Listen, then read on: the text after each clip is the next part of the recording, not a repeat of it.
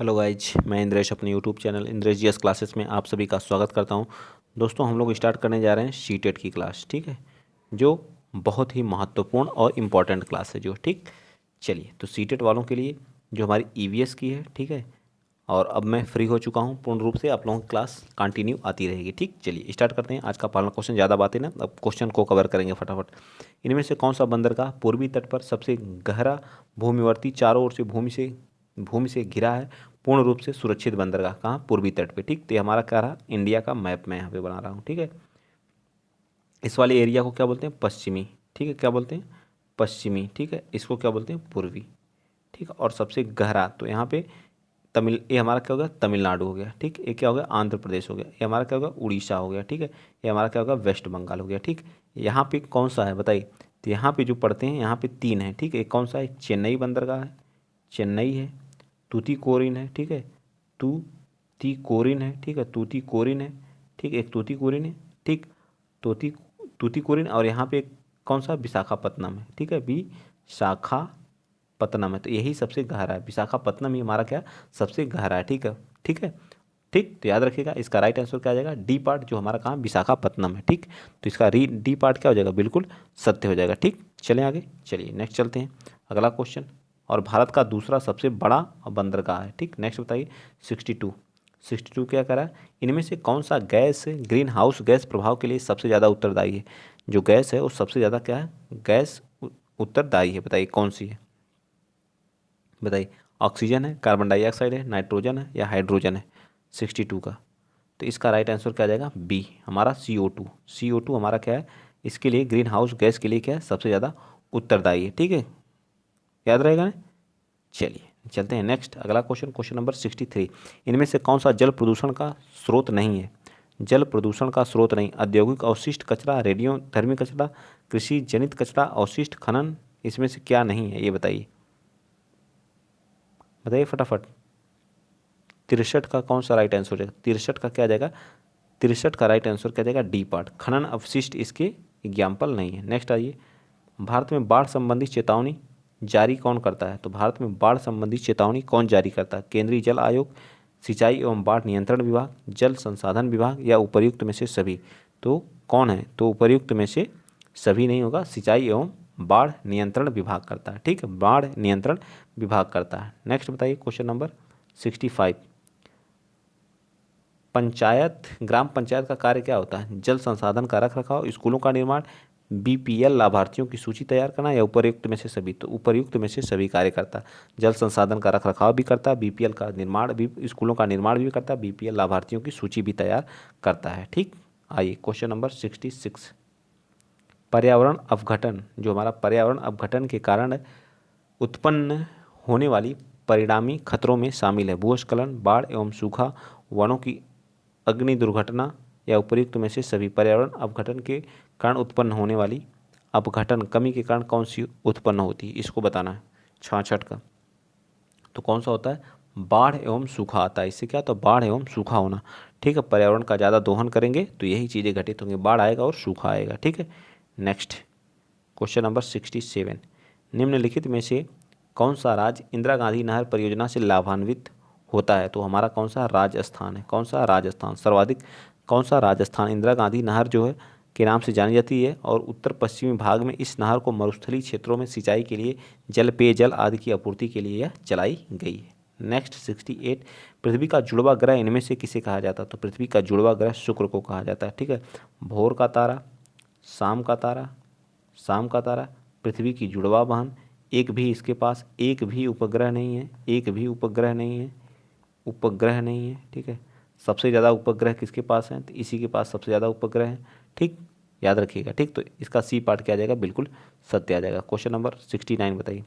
कह रहा है इनमें से विश्व का सबसे ऊंचा पठार कौन सा है? दक्कन का पठार, मालवा का पठार, छोटा नागपुर पठार, तिब्बत का पठार?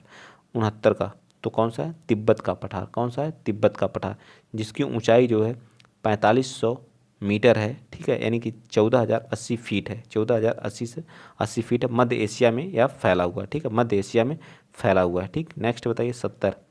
मानव निर्मित, फटाफट हम लोग आज क्या कर रहे हैं? पढ़ रहे हैं। ठीक है, सारी चीज़ों को। मानव निर्मित, मानव जनित आपदा का उदाहरण है भूकंप, सुनामी, रासायनिक आपदा, या भूस्खलन? 70 का, तो इसमें क्या है, रासायनिक आपदा जो मानव निर्मित है, भूकंप और सुनामी भूस्खलन किसके द्वारा आते हैं, ये सब प्राकृतिक आपदाएं हैं। ठीक, नेक्स्ट, भोपाल गैस त्रासदी कब हुई थी, तो भोपाल गैस त्रासदी मिथाइल आइसोसाइनाइड कब, 1984 में हुई थी। बहुत सारे व्यक्ति इसमें मारे गए थे। ठीक है, बहुत सारे व्यक्ति इसमें क्या किए गए थे, मारे गए थे। ठीक, MIC इसको बोलते हैं, मिथाइल आइसोसाइनेट कार्बेट का भोपाल गैस आपदा जो 1984 में घटित हुई थी। ठीक, इस चीज़ को याद रखिएगा।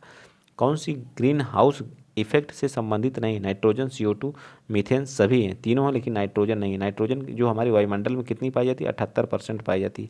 78% हमारी नाइट्रोजन पाई जाती है, 21% अप्रॉक्सीमेट जो हमारी क्या पाई जाती है, क्या पाई जाती है, आर्गन, ऑक्सीजन पाई जाती है, सॉरी ऑक्सीजन पाई जाती है। ठीक, ये सारी चीज़ें याद रखिएगा। ठीक, चलिए 73 बताइए, समुद्री प्रदूषण के कारण नष्ट हो जाते हैं भूमध्य रेखी वन, कोणधारी पतझड़, मैग्रो वन। तो मैग्री वन जो समुद्री प्रदूषण के कारण जो मैग्रो वन होते हैं, ये क्या होते हैं, नष्ट होते जा रहे हैं। ठीक है, मैग्रो वन जो हमारे हैं सारे क्या होते जा रहे हैं, नष्ट होते जा रहे हैं। ठीक, तो सबसे ज़्यादा भारत में मैग्रो वन कहाँ पाए जाते हैं, वेस्ट बंगाल वाले एरिया में पाए जाते हैं।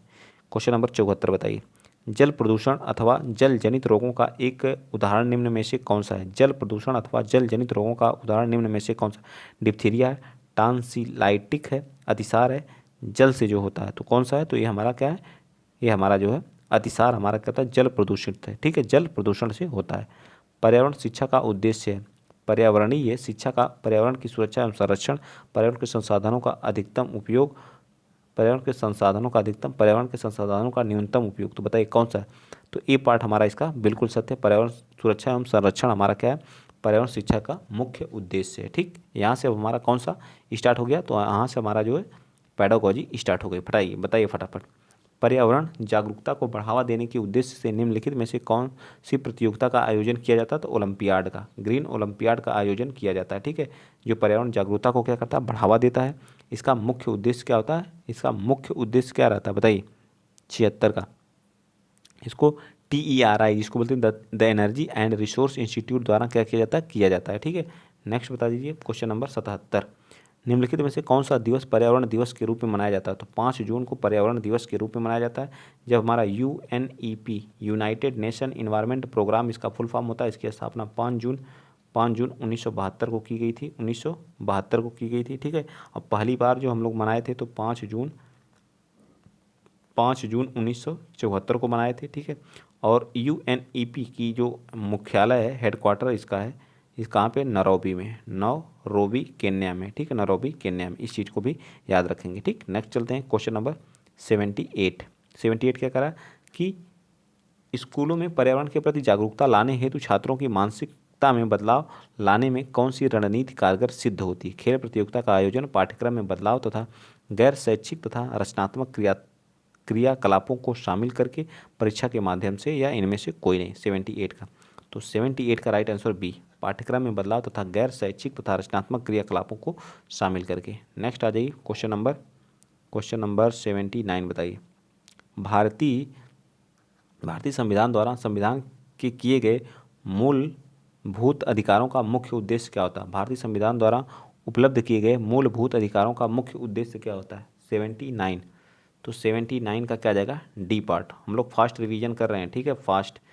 क्योंकि सारी चीज़ें बहुत बार करा चुका हूँ। ठीक, तो फास्ट करिए, फटाफट चीज़ें कराई गई हैं, तो आप लोग फटाफट आंसर दीजिए।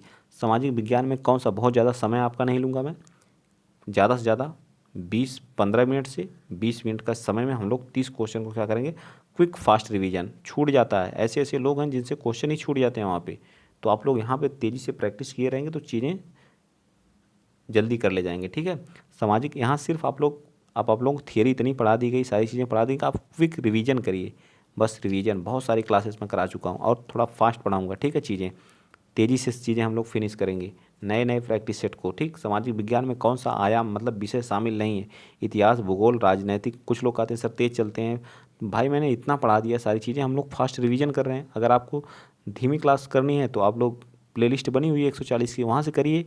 जो बच्चे पहले से पढ़ रहे हैं तो उनको भी लेके मुझको चलना है। ठीक है, इन सब चीज़ों को आप लोग ध्यान दिया करिए। 80, तो डी, इसका राइट आंसर क्या आ जाएगा, व्यावसायिक शिक्षा। ठीक है, क्या आ जाएगा, व्यावसायिक शिक्षा। 81 को बताइए, अंकों के आधार पर किस पाठ्यक्रम विषय वस्तु की परीक्षा नहीं की जा सकती है। बताइए, अंकों के आधार पर, योगा की, स्वास्थ्य की, संगीत, किसी की भी अंक के आधार पर नहीं कर सकते हैं। ठीक है, तो इसका भी डी पार्ट बिल्कुल सत्य आ जाएगा।